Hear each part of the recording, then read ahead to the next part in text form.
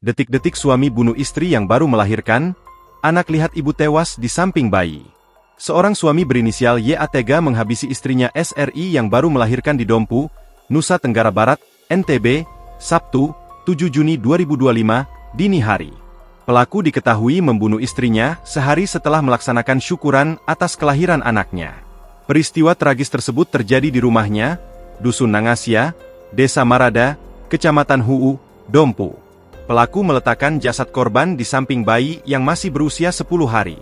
Peristiwa pembunuhan tersebut terungkap setelah anak korban mengetahui ibunya tergeletak di lantai kamar rumah pada Sabtu, 7 Juni 2025, pagi sekira pukul 7 WITA. Kemudian anak korban mendatangi rumah neneknya atau ibu korban dan melaporkan kejadian tersebut.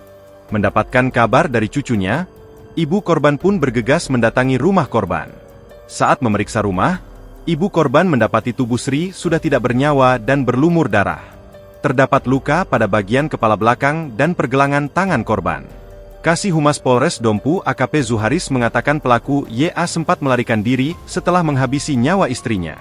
Polisi berhasil meringkus pelaku di Dusun Wera, Desa Lepadi, Kecamatan Pajo, beberapa jam setelah kejadian. Meski sempat terjadi penolakan dari pihak keluarga, polisi akhirnya berhasil mengamankan pelaku beserta barang bukti. Saat ini polisi masih mendalami kronologi kejadian dan memastikan latar belakang psikologis yang menjadi pemicu kekerasan tersebut. Zuharis mengatakan, motif kasus pembunuhan ini diduga karena pelaku merasa malu dan tertekan akibat korban memiliki banyak utang dan kerap menjadi bahan pergunjingan serta mempermalukan nama baik keluarga. Karena malu, YA membunuh istrinya yang baru selesai melahirkan sekitar 10 hari yang lalu. Istrinya dibunuh dengan sebilah parang, ujarnya.